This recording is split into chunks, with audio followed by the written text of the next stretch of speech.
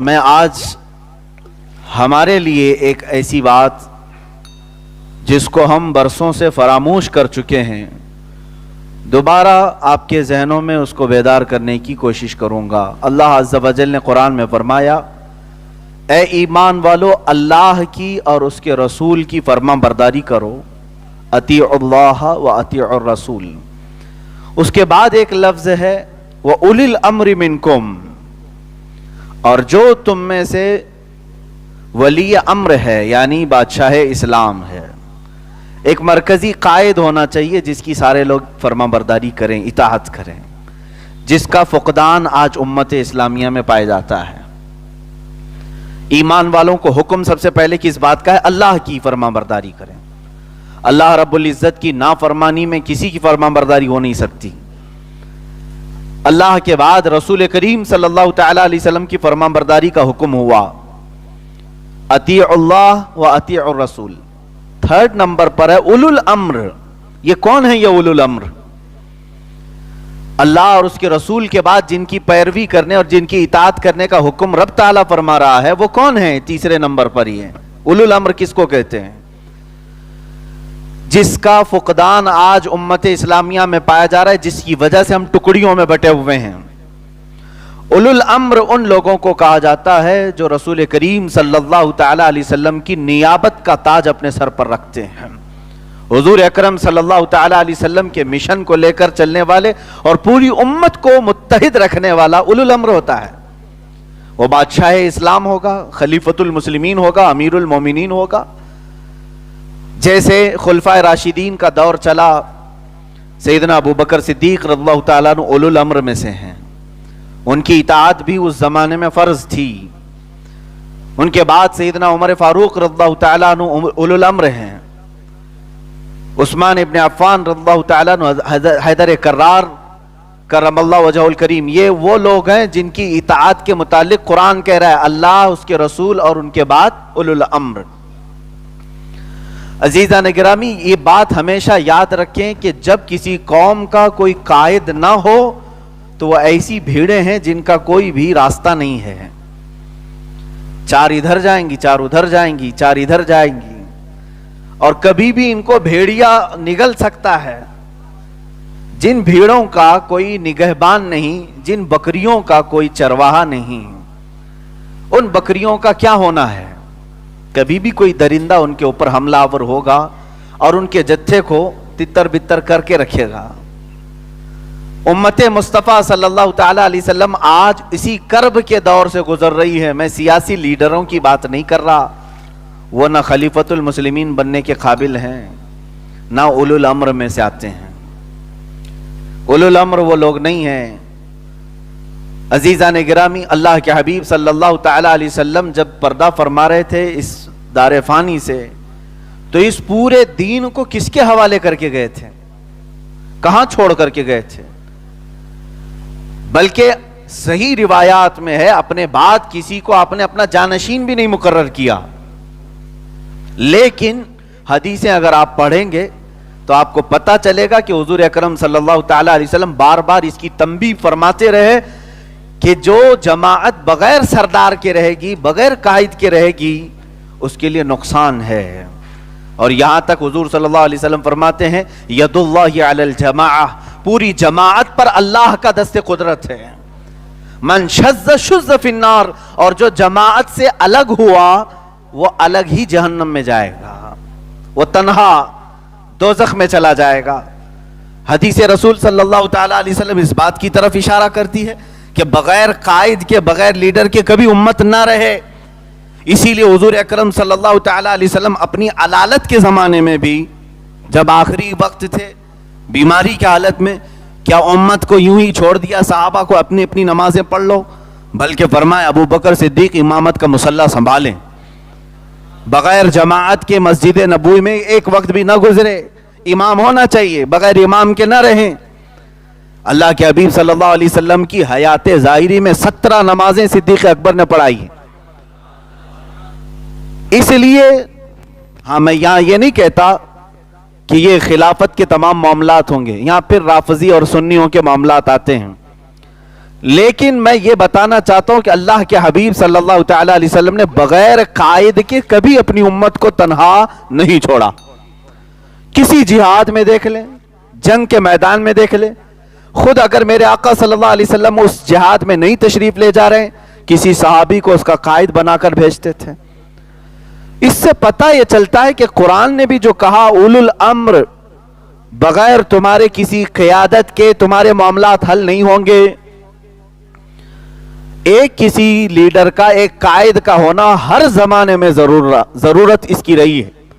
اب اگر میں تاریخ کے پنوں کو پلٹوں تو ایک حیرت انگیز بات آپ کو میں بتا دوں, حیرت انگیز بات, میرے مطالعے کے مطابق میں بات کر رہا ہوں. حضور پاک صلی اللہ تعالی علیہ وسلم کا 23 سال کا عرصہ, ظاہر سی بات ہے ان کے امام ہوتے ہوئے کسی دوسرے امام کی ضرورت تھی نہیں. آپ کے وفات کے بعد سیدنا ابو بکر صدیق رضی اللہ تعالیٰ عنہ نے 2.5 سال تک منصب خلافت کو سنبھالا اور امت کی دستگیری فرمائی, نگہبانی کی, جو معاملات آئے اس کو حل کرتے رہے. آپ کے فوراً بعد یہ کرسی خلافت خالی نہ رہی, سیدنا عمر فاروق رضی اللہ تعالیٰ عنہ نے فوراً سنبھالا. 10 سال کا عرصہ آپ نے خلافت کے امور کو انجام دی. پھر آپ کے بعد سیدنا عثمان غنی رضی اللہ تعالیٰ عنہ 12 سال تک انجام دیتے رہے. پھر سیدنا حیدر کرار علی مرتضی رضی اللہ تعالیٰ عنہ 4 سال اور کچھ مہینوں تک آپ نے اس تخت خلافت کو شرفیابی عطا کی. اور اس کے بعد معاملات ملوک اسلام پر آیا. امام حسن رضی اللہ تعالیٰ عنہ 6 ماہ تک, پھر حضرت امیر معاویہ رضی اللہ تعالیٰ عنہ تقریباً 20 سال تک. ان کے بعد حضرت امیر معاویہ رضی اللہ تعالیٰ عنہ کا خاندان اموی خاندان کہا جاتا ہے. اس کو کون سا خاندان کہتے ہیں؟ اموی خاندان. کیلکولیشن کر کے دیکھ لیں, اموی خاندان تقریباً یہ 90 سال تک خلافت کے معاملات, اگرچہ اس کو ہم خلافت نہیں کہتے لیکن بنام خلافت تو ضرور تھی. جیسے آج اسلامی ممالک ہیں بہت سارے, وہ بنام اسلامی ہیں, نام کے اعتبار سے ہیں, پورا اسلام تو ان کے اندر ہے نہیں. اسی طرح تقریباً 90 سال تک کوئی نہ کوئی خلیفہ ہوتا رہا. خلیفہ عبد الملک بن مروان, سلیمان بن عبد الملک, اور اس کے بھائی ہوتے ہوئے اسی اموی خاندان میں جو جید خلیفہ آئے عمر ابن عبد العزیز رضی اللہ تعالیٰ عنہ. بعض فقہاء کرام نے ان کو 5واں خلیفہ راشد بھی کہا ہے. حضرت سیدنا عمر ابن عبد العزیز بہت ہی عادل اور منصف خلیفہ تھے. 90 سال یعنی حضور صلی اللہ تعالیٰ علیہ وسلم کے عرصہ وفات کے 30 سال تک تو خلفائے راشدین تھے, 20 اس کے بعد 90 سال تک اموی خلافت چلتی رہی. ان کے بعد خلافت عباسیہ, یہ بنو عباس, ان کی خلافت تقریباً 550 سال تک چلتی رہی. ایسا کبھی نہیں ہوا کہ کوئی خلیفہ اسلام نہ رہا ہو. توجہ چاہتا ہوں اور کیلکولیشن کرتے جانا. تقریباً 90 سال اموی خلافت رہی, 550 سال خلافت عباسیہ. یہ تاریخ اسلام ہے. میں اختصار کے ساتھ بتا رہا ہوں, اجمالاً بتا رہا ہوں, پوری ڈیٹیل میں نہیں کتنے خلیفہ آئے. 550 سال اور آس پاس ہو سکتی ہیں کچھ. ان کے بعد پھر خلافت عثمانیہ جو ترکی کی سرزمین سے نکلی, اور انہوں نے خلافت کو بہت وسعت دی. اس زمانے میں جو خلافت پھیلی خلافت عثمانیہ کے نام پر, وہ آج کے 40 کنٹریوں پر ان کی خلافت قائم تھی. اس میں 3 بر اعظم شامل ہوتے تھے, یورپ, افریقہ اور ایشیا. اس کا بہت سارا حصہ خلافت عثمانیہ میں آتا. ایک خلیفہ اسلام ہوتا تھا اور علاقے کے گورنر الگ ہوتے تھے. ہر ملک کا گورنر, ہر صوبے کا گورنر الگ ہوتا, لیکن مرکزی قائد ایک ہوتا تھا. وہ 550 اور 90 سال کتنے ہوئے؟ تقریباً 640 سال. اور پھر یہ 650 سال کتنے ہوئے؟ تقریباً 1290 سال. یہ تقریباً ایک اندازے کے مطابق میں آپ کو یہ بتا رہا ہوں. اس کے بعد یہ خلافت ترکی کی جو خلافت عثمانیہ کے نام پر تھی, اپنے 650 سال مکمل کرتے ہوئے 1340 یا 1339 ہجری 1340 या 1339 हिजरी या फिर ईसवी तारीख के मुताबिक 1921-1922 के आसपास ये ख़त्म हो गई और आज 2020 है। पूरी दुनिया में रसूल करीम सल्लल्लाहु अलैहि वसल्लम की वफ़ात ज़ाहिरी से लेकर 1920 तक मुसलमानों में कभी ऐसा नहीं रहा कि कोई खलीफा ना रहा हो। पिछले 100 साल से पूरी उम्मत मुस्लिमा बगैर खलीफा के कायम है, बगैर खलीफा के चल रही है, बगैर कायद के चल रही है। इस पर कभी किसी की तवज्जो नहीं होती। और ये लफ्ज मैं इतना डेंजर छेड़ा हूं जो आज बहुत सारे दुश्मनान इस्लाम के पेटों में दर्द शुरू कर देगा, मुझे मालूम है। इसलिए कि दो लफ्ज कभी ये किसी मुसलमान की जुबान पर आने नहीं देना चाहते, दो लफ्ज, और वो दोनों मैं आज जुमा में बोलूंगा। वो ये चाहते हैं कि ये दो लफ्ज हम तारीख से मिटा दें इसको, ये दो लफ्ज कभी कोई मुसलमान बोल ना सके। 1921 पर जब ये खिलाफत उस्मानिया खत्म हुई, डेमोक्रेसी के नाम पर हर मुल्क में जमहूरियत आई, और आज भी पूरी दुनिया में तकरीबन 57 कंट्रीज इस्लाम के नाम पर हैं, लेकिन इनका आपस में कोई इत्तेहाद नहीं, ये आपस में एक दूसरे के दुश्मन हैं। चंद होंगे मिले जुले, लेकिन एक दूसरे के खून के दर पे हैं। सऊदी कतर को देखना नहीं चाहता, बल्कि इतना मुकाता, इतना बायकाट है कि उधर पड़ोसी मुल्क है कतर, वहां की कोई चीज सऊदी में आ नहीं सकती, वहां की कोई फ्लाइट इसके हवा में उड़ नहीं सकती, ऐसी पाबंदियां। मिस्र कतर को नहीं देखना चाहता, यूएई कतर को नहीं देखना चाहता, ये मुस्लिम ममालिक आपस में। और तो और जिसके मुतालिक अल्लाह के हबीब सल्लल्लाहु तआला अलैहि वसल्लम अपनी जिंदगी पाक में दुआ फरमाते रहे और इरशाद फरमाते रहे कि दुनिया में सबसे नरम दिल वाले लोग अगर कहीं होते हैं तो मुल्क यमन में है। हुजूर अकरम सल्लल्लाहु अलैहि वसल्लम की हदीसें हैं इस पर। यमन की बरकत के लिए, यमन की दुआओं के लिए, मुल्क शाम के लिए हुजूर अकरम सल्लल्लाहु अलैहि वसल्लम ने दुआएं फरमाई।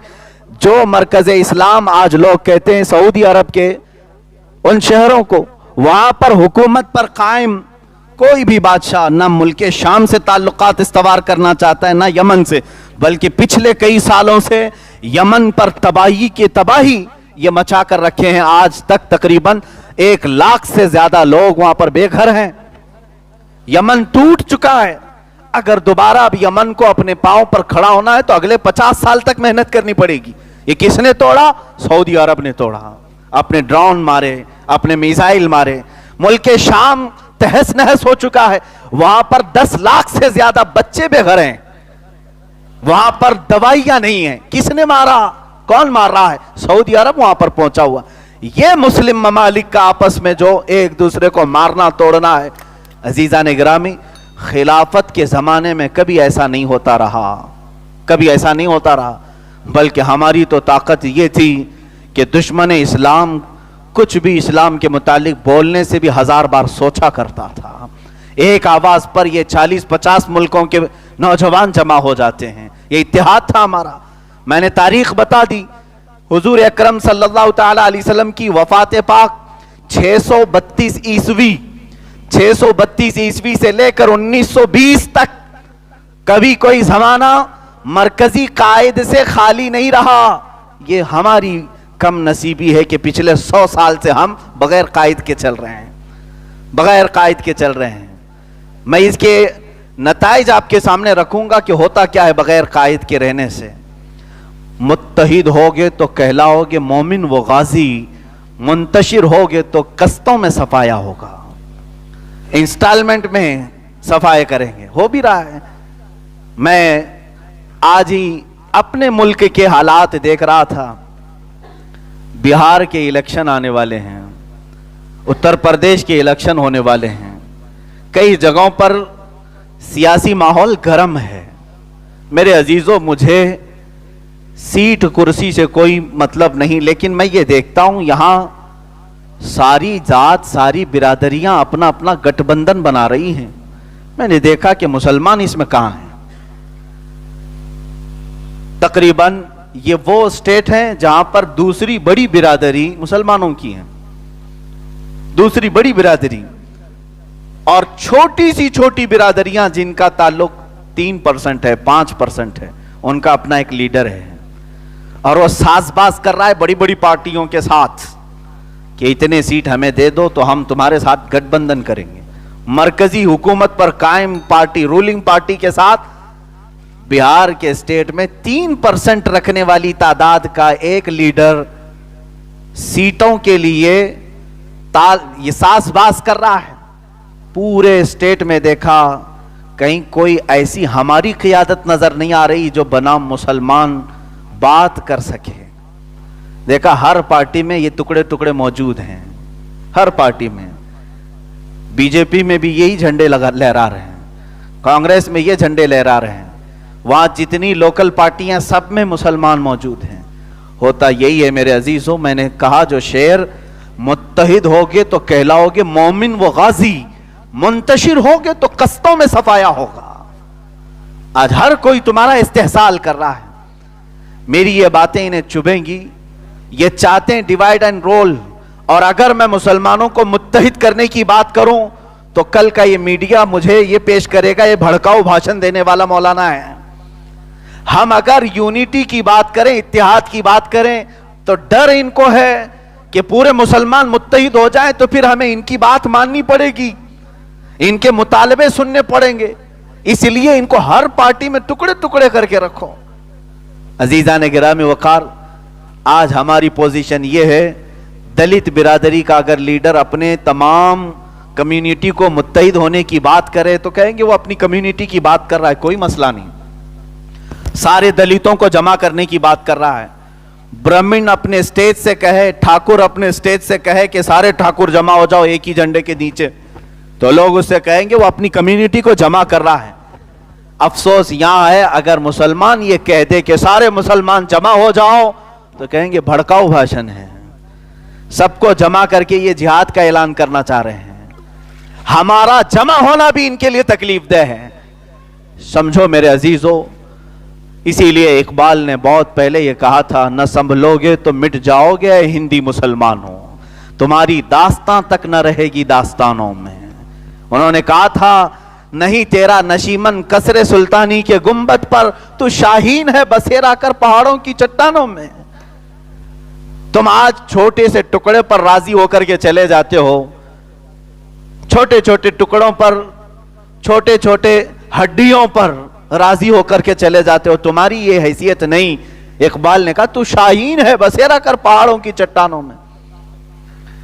میں آج یہ محسوس کرتا ہوں کہ جو دو لفظ ان سے, ان دو لفظوں سے جن کو تکلیف ہے وہ میں آپ کو دہرا رہا ہوں.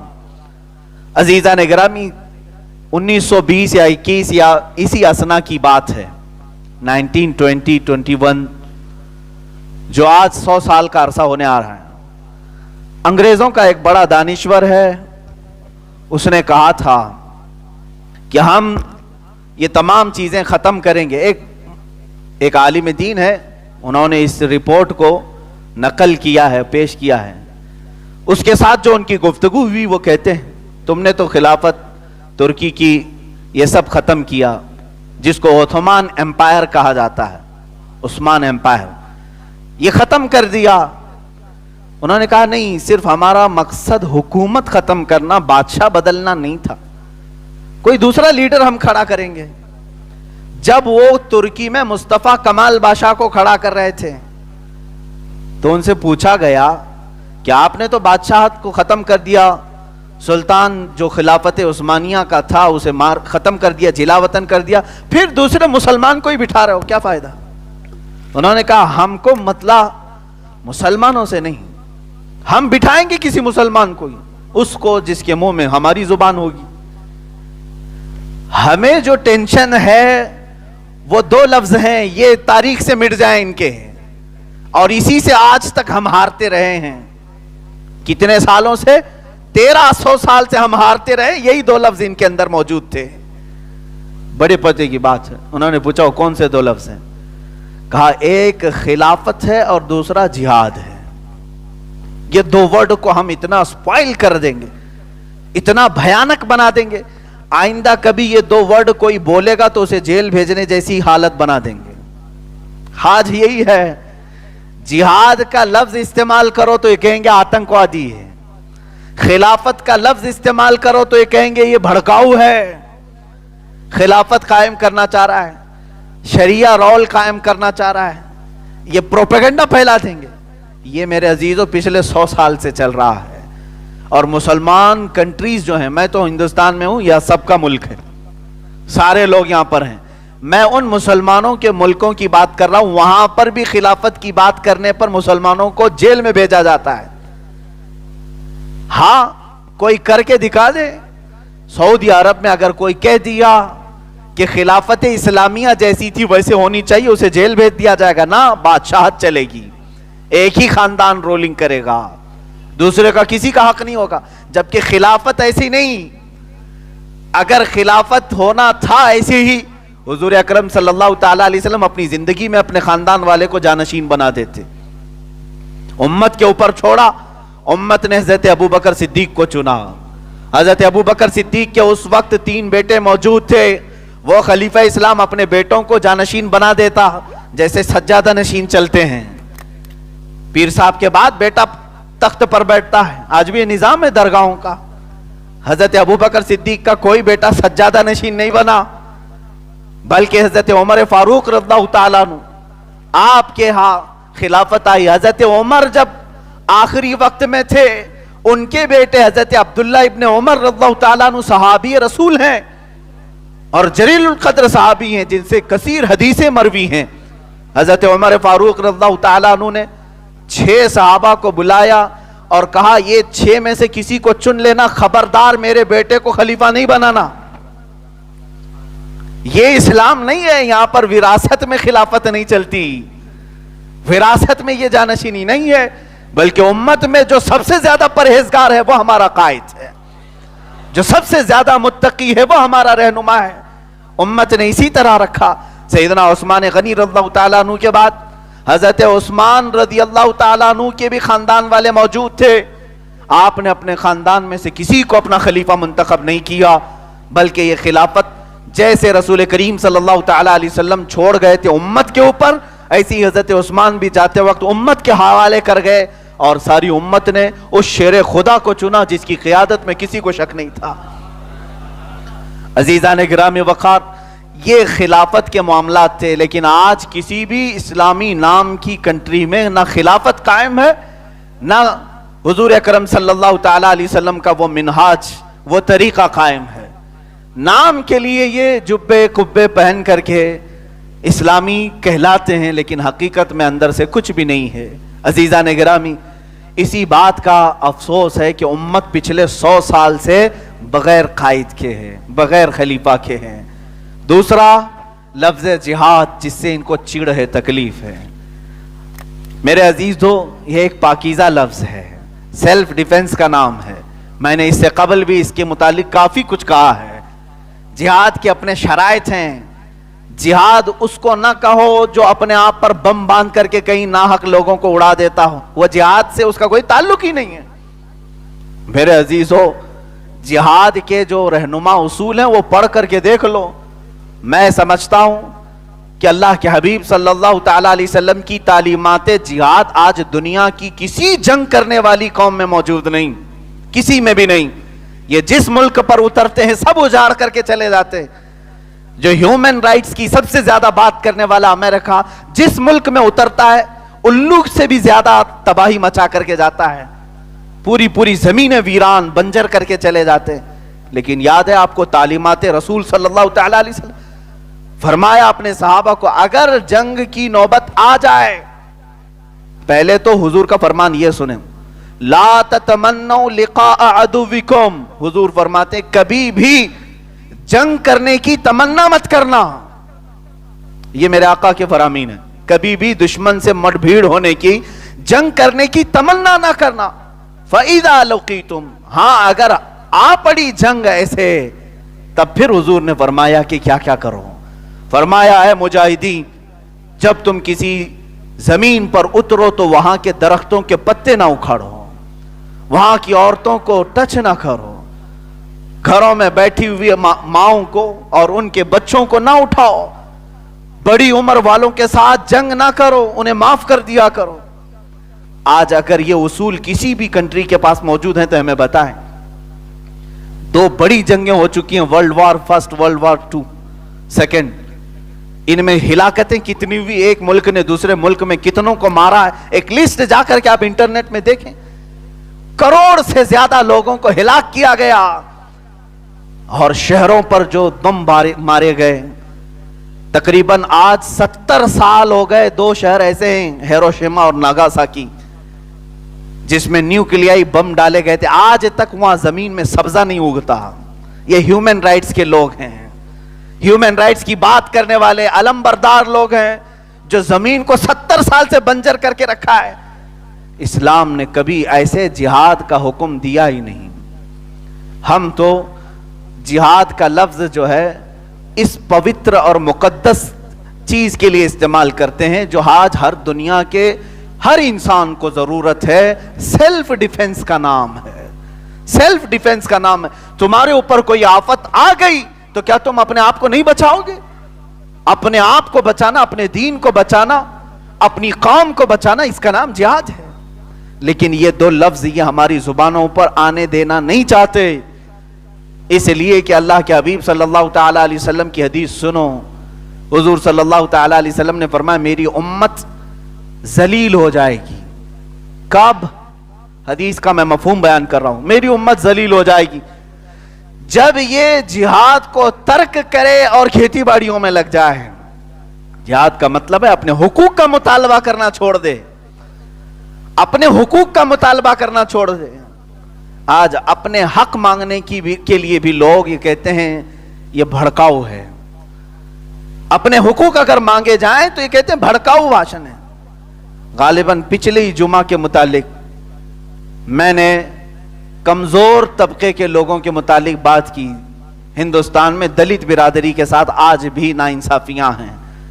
اس کو نیوز چینل نے, انڈیا کا ایک بڑا نیوز چینل جس کو پھیکو نیوز کہا جاتا ہے, میری تقریر چلا کر کے یوں کہتا ہے کہ بھڑکاؤ مولانا ہے, یہ کمیونٹی میں لڑانا چاہتے ہیں. یعنی تم اپنے سٹیج پر سے یہ کہو گولی مارو تو کوئی بھڑکاؤ بات نہیں, اور اگر ہم کمزور طبقے کے لیے انصاف کی بات کریں تو بھڑکاؤ بات ہے. عزیزان گرامی, بہت دیر سے چپ رہے, اس کی سزا یہ ہمیں آج مل رہی ہے. بہت دیر سے تم خاموش رہے, اس کی سزا یہ آج ہمیں مل رہی ہے. ہم اپنے حقوق نہیں مانگ رہے.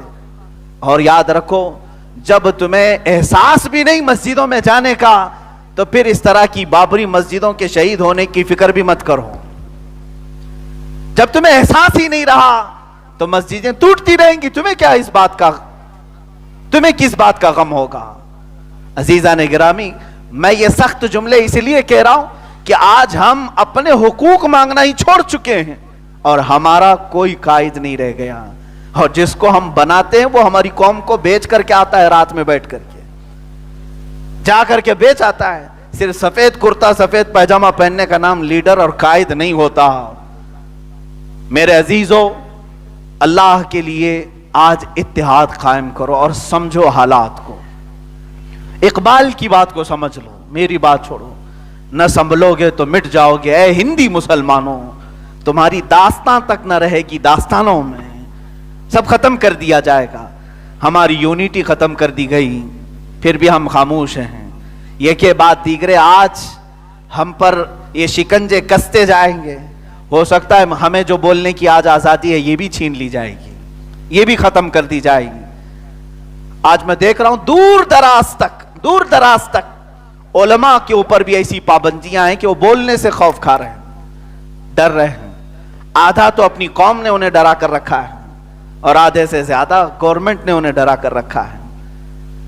یہ سب سے بری حالت کے دن ہم گزار رہے ہیں. عزیزان گرامی وقار, مسلمان کے اوپر ایسے حالات کبھی پچھلی صدیوں میں نہیں آئے تھے.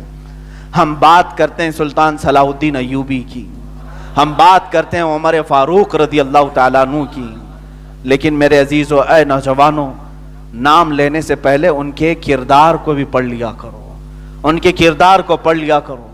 بیت المقدس اس وقت بھی جب صلاح الدین ایوبی کی جوانی کا زمانہ تھا, جوانی کا زمانہ, بیت المقدس پر यहूद और नसारा ईसाइयों का ऐसा गलबा था कि उसको पामाल करके रखे हुए थे, पामाल किए हुए थे।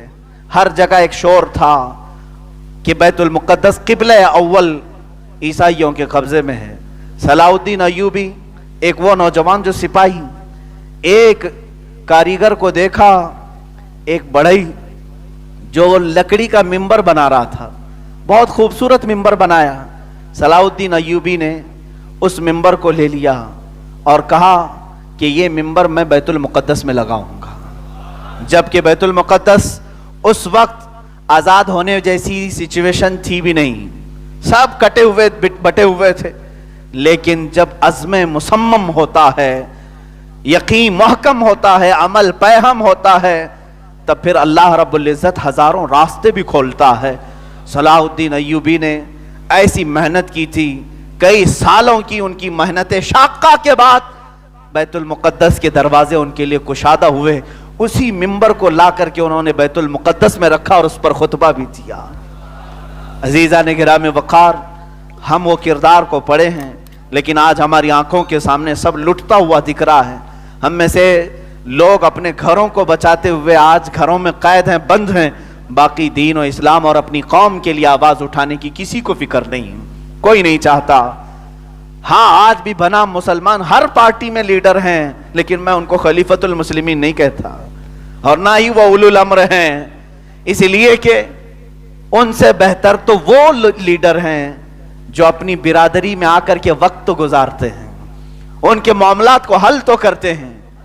लेकिन हमारे साथ आज तक यही होता रहा कि हमारे वोटों से भी ऊपर आने वाले लोग, क़यादत में जिनको हमने पहुंचाया, वो दूसरों की गोद में जाकर बैठते हैं और फिर हमसे कहते हैं कि तुम लोग करीब मत आना, तुम्हारे आने से हमारा स्टेटस बिगड़ सकता है, हमारी इमेज खराब हो सकती है। और यहां हम चुप हैं, खामोश हैं। अजीज़ान गिरामी वक़ार, मैं अब आखिर में जो बोलना चाहता हूं वो ये है कि पूछना सीखो, बात करना सीखो। मैं इतना तो कर करके जाऊंगा इंशाअल्लाह। आज अगर मैं तन्हा बोलता हूं तो कल मौला 100 को बोलने वाला तैयार कर देगा। पूछना सीखो, फिर देखो इंशाअल्लाह उल अज़ीज़ अल्लाह तबारक व तआला हमेशा हक के साथ है। उसने कुरान में फरमाया, वकान हक्कन अलैना नस्रुल मुमिनीन। मौला फरमाते हैं मैंने अपने ऊपर लाजिम कर लिया है कि ईमान वालों की ही मदद करूंगा। डरने की बात नहीं, मौला हमारे साथ है। आज हम जाएंगे, आज हम मारे जाएंगे, लेकिन हमारे से बेहतर लोगों को अल्लाह इस मैदान का गाजी बनाकर पैदा करेगा। आप देखें, मस्जिद नबवी शरीफ है, पूछने का हक किसी को नहीं है। इस्लाम में पूछने का हक नहीं था ना। खलीफतुल मुस्लिमीन उमर इब्न खत्ताब रज़ियल्लाहु ताला अन्हु, जिनकी फजीलत में मेरे आका फरमाते हैं, ये जिस रास्ते से गुजर जाए शैतान उस रास्ते पर नहीं आता, जिसके रौब और जलाल का ये आलम है। उस खलीफतुल मुस्लिमीन उमर इब्न खत्ताब रज़ियल्लाहु ताला अन्हु का हाल ये था कि लोग डर कर कांपते थे, वो कोड़ा अपने कंधे पर लेकर के ही घूमते थे। कहीं कोई हरामकारी करता हुआ दिखाई दे दिया तो फिर उसकी शामत आनी थी। ऐसे रौब और दबदबे वाले खलीफतुल मुस्लिमीन अगर मस्जिद नबवी में खुतबे के लिए खड़े हैं और पूछें सहाबा से कि है किसी को कोई सवाल, तो सहाबा यूं नहीं कि खामोश छुप करके बैठ जाएं कि ये वक्त का अजीम खलीफा है जिससे कैसर और किसरा कांपते हैं, ना पूछो, कुछ भी ना पूछो ना। सहाबा ने हमें मिजाज दिया। उसी मजमे में सहाबी रसूल हजरत सलमान फारसी खड़े होते हैं, पूछते हैं अमीरुल मोमिनीन आपसे मेरा ये तीखा सवाल है। तीखा सवाल क्या है कि माले गनीमत में जो कपड़े तकसीम हुए सारे सहाबा को, आप भी उस जिहाद में थे, सबको बराबर बराबर कपड़ा आया और किसी का भी जुब्बा पूरा नहीं बन रहा है, आपका जुब्बा पूरा कैसे बन गया? क्या आपने माले गनीमत में से अपने लिए ज्यादा कपड़ा ले लिया? ये पूछने का हक भी इस्लाम ने हमें दिया है। वक्त के खलीफा इस्लाम को सहाबी रसूल मजमे में से पूछ रहे हैं और हजरत उमर फारूक ने ये नहीं कहा कि इसको बाहर कर दो, निकाल दो। ये सवाल कैसा करता है? आज प्राइम मिनिस्टर से कोई मीडिया वाला पूछ नहीं सकता। हाँ, पूछेगा तो ये पूछेगा आप आम कैसे खाते हैं, बाकी ये नहीं पूछेगा कहां गए पैसे, कहां गया काला धन, ये ना पूछे। सारा स्क्रिप्टेड है। ये डेमोक्रेसी है जिसमें डिक्टेटरशिप लाई गई है। यहां सवाल करने का हक नहीं। آپ ان سے نہ پوچھو، ان کے دشمنوں کو جتنا کھود کر کے پوچھو اتنا اچھا سمجھا جائے گا آپ کو، ان کو نہ پوچھو۔ ہاں حضرت عمر فاروق رضی اللہ تعالیٰ عنہ نے اپنے دربار سے نکالا نہیں، جواب دیا۔ فرماتے ہیں میرے بیٹے عبداللہ بھی جہاد میں شریک تھے، ان کو بھی کپڑا ملا، مجھے بھی ملا، انہوں نے اپنا کپڑا مجھے ہبا کر دیا، میں نے دونوں ملا کر کے سلا لیا، میرا جبہ پورا ہو گیا۔ جواب دے دیا، مطمئن ہو گئے صحابی رسول، بیٹھ گئے۔ عزیزان گرامی، یہ اصلی جمہوریت تھی جہاں کہا جاتا ہے for the people by the people, جس کے اصول ہیں ڈیموکریسی کے، لیکن میں نے اب دیکھا ہے یہ فار دا پیپل نہیں ہے، یہ فار دا پیپل ہے، لوگوں سے بہت دور اس کا نام بنا دیا گیا ہے۔ عزیزان گرامی، بائی دا پیپل نہیں ہے، یہ بی وائی نہیں ہے، بی یو وائی ہے، لوگوں کو خرید لو، by the people for the people. آج جس حالت سے ہم گزر رہے ہیں، یہاں ہمیں اپنے احتساب کی ضرورت ہے۔ ہم اس مقدس جماعت سے وابستہ ہیں جن کو اللہ نے فرمایا کنتم خیر امت اخرجت للناس، تم کو میں نے سب سے بہترین امت بنایا ہے۔ سب سے بہترین امت کس لیے ہو؟ تأمرون بالمعروف وتنہون عن المنکر وتؤمنون باللہ، تم ہمیشہ حق کی بات کرتے ہو اور تم برائیوں سے روکتے ہو اور اللہ کو بغیر دیکھے مانتے ہو، اس لیے تم خیر امت ہو۔ آج ہم حق کی بات کریں گے انشاءاللہ العزیز، چاہے اس پر کسی کی ناراضگی ہو۔ ہم نے سنا ہے الحق مرن، حق بات کڑوی ہوتی ہے، لیکن میں بارہا کہتا ہوں بخار کی گولی بھی کڑوی ہوتی ہے، نگل لو تو اچھا ہے، تمہارا بھلا ہے، بیماری نکل جائے گی۔ آج میں ان تمام علماء سے بھی کہنا چاہتا ہوں جن کو اللہ تعالیٰ نے انعام میں منبر رسول عطا کیا ہے، تمہارے سے سوال کیا جائے گا قیامت کے دن۔ قرآن کہتا ہے وَإِذَا أَخَذَ اللَّهُ مِيثَاقَ الَّذِينَ أُوتُوا الْكِتَابَ لَتُبَيِّنُنَّهُ لِلنَّاسِ وَلَا تَكْتُمُونَهُ، اللہ نے ایک وعدہ لیا ہے علماء کی جماعت سے کہ جب تم جاؤ گے تو حق بیان کرو گے لوگوں کو اور کوئی بھی حق بات چھپاؤ گے نہیں۔ علماء سے اللہ نے یہ وعدہ لیا ہے، کب؟ ہماری روحوں سے وعدہ لیا ہے۔ جو عالم آج ہیں ان سے اللہ نے وعدہ لیا، اور اس وعدے پر جو عمل کرے گا آج وہ حق ضرور بولے گا، چاہے ظالم کی حکومت ہو۔ میں نے امام احمد بن حنبل رضی اللہ تعالیٰ عنہ کا واقعہ پڑھا، اللہ اکبر، تین بادشاہ آئے، تینوں نے آپ کو کوڑے مارے، تینوں نے کوڑے مارے وقت کے امام کو۔ صرف بات کیا تھی؟ ان کے مزاج کی بات نہیں کرتے تھے۔ بادشاہ کہتا تھا کہو قرآن اللہ کا مخلوق ہے، یہ فنا ہو جائے گا، فنا ہو جائے گا۔ امام احمد بن حنبل کہتے تھے قرآن اللہ کی صفت ہے، ہمیشہ باقی رہے گا، کوڑے مارو۔ وقت کا خلیفہ کوڑے مارنے کا حکم دیتا، 100 کوڑے مارے گئے، پیٹ جھک گئی تھی آپ کی کوڑے کھا کر کے۔ وہ بادشاہ گیا، دوسرا آیا، اس کی عدالت میں بھی فیصلہ آیا، کہا کہو قرآن فانی ہے، مخلوق ہے، کہتے نہیں قرآن باقی ہے، اللہ کی صفت ہے، کوڑے مارے گئے۔ اس زمانے کی ایک بات میں نے دیکھا، ایک چور اس زمانے کا امام احمد بن حنبل کو جب کوڑے مارے جا رہے تھے تو اس نے امام احمد بن حنبل سے ملاقات کی اور کہا مجھے جانتے ہو احمد بن حنبل، میں فلاں چور ہوں۔ کہا تیرا تو سنا ہے۔ کہا میں چوری میں بہت بار پکڑا گیا ہوں اور اب تک مجھے 1500 یا 15,000 کوڑے لگ چکے ہیں، لیکن میں نے چوری ابھی بھی نہیں چھوڑی ہے۔ وہ کیا کہتا ہے؟ ابھی بھی میری چوری چھوٹی نہیں، 1500 یا 15,000 دونوں باتیں آئی، مجھے اتنے کوڑے لگ چکے میں چوری نہیں چھوڑا۔ اے احمد بن حنبل خدا کا واسطہ دیتا ہوں، جب ایک غلط چیز میں کوڑے کھا کے نہیں چھوڑا تو حق بات کبھی کوڑوں کے ڈر سے نہ چھوڑنا، کوڑوں کے ڈر سے حق بات نہ چھوڑنا۔ امام احمد بن حنبل کہتے ہیں میری زندگی وصول ہو گئی۔ ایک چور نے بتایا وہ باطل چیز نہیں چھوڑ رہا کوڑوں کے ڈر سے، تو ہم حق بات کو کوڑوں کے خوف سے کیوں چھوڑے ہیں؟ عزیزان گرامی وقار، میں علماء کو یہ میسج ضرور دینا چاہوں گا، ہماری تاریخ بھری ہے، ہمارے کئی امام ایسے ہیں جن کے جنازے جیل سے نکلے ہیں، ہمارے کئی علماء ایسے ہیں جو اسی ہندوستان کی جنگ آزادی میں کالا پانی، انڈمان نکوبار کی سزائیں پاتے ہوئے وہیں شہید ہو گئے۔ آج ان کی مزاریں بھی جزیرہ انڈمان میں موجود ہیں، وہی پر ہیں۔ تو صرف کھا پی کر کے گدوں پر آرام کرنے کا نام نیابت رسول نہیں.